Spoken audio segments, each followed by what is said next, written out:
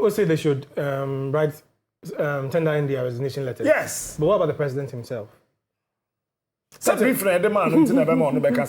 but Captain, well, you see, growing up, I had so much respect for the president, President Ado.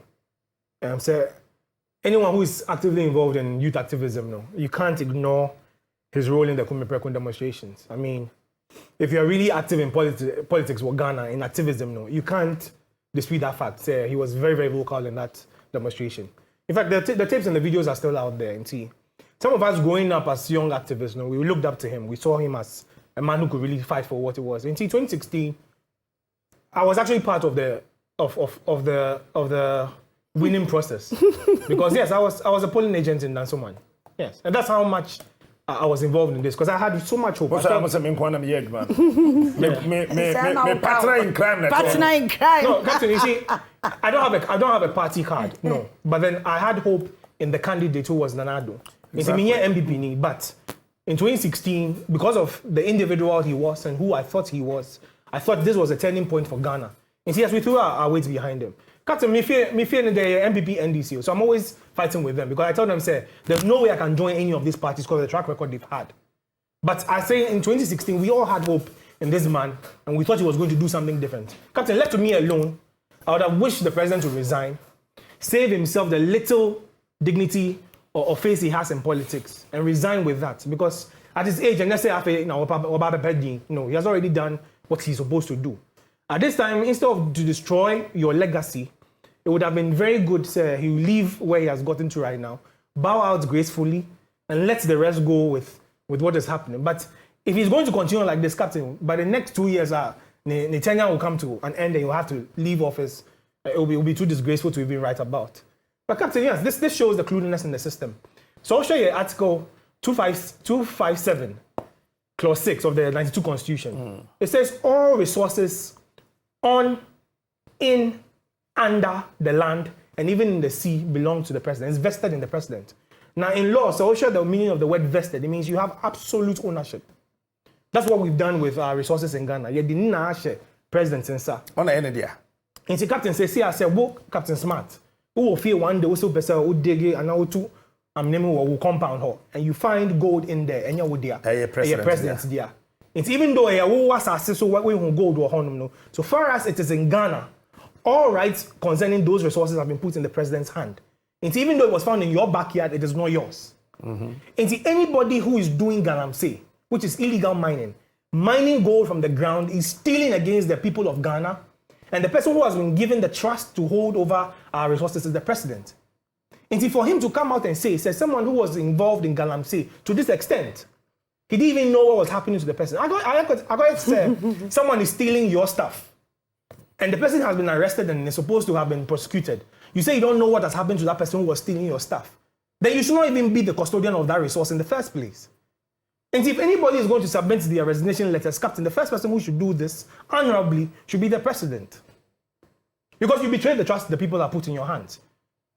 And number one suspect or culprit who was involved in stealing of resources that have been put in your hands, in your care, in your trust. You're saying you don't know what came in with that person. I mean, mind you, this is the commander-in-chief of the Ghana Armed Forces. And such a minor security thing. In fact, Captain, I'm not surprised. You're talking about the same commander-in-chief who was secretly videotaped or photographed half naked in a room. And see, his security is so porous, he doesn't understand what's happening around him.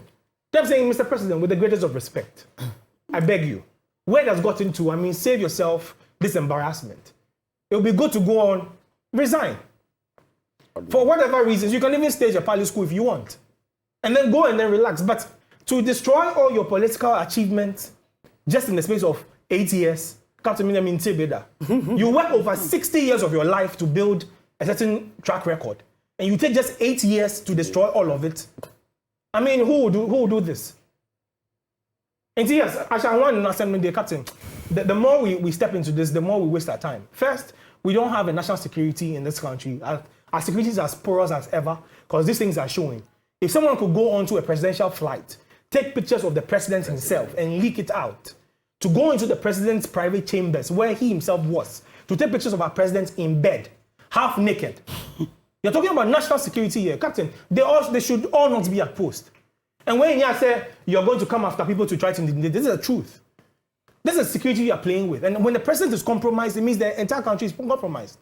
What is going on? We had a video. I watched a video of Senior Kweku Bako, where he was saying, Aisha Wan and some of the Chinese girls have videotapes of they having sexual relations. 29 ministers, 18 paramount chiefs. Why are they still at post? Because this compromising of national security. Because to blackmail people at the helm of government affairs, that's national. You can hold the whole country at ransom. And see, the honorable thing to do is the president doesn't even need to start investigations to do this. So once this issue has come, before investigations will even start, ask every single person who is in charge of national security to step aside. And you're not touching just national security, share immigration, the local police service and everything. All the people who are in top positions right now have to be put on the side.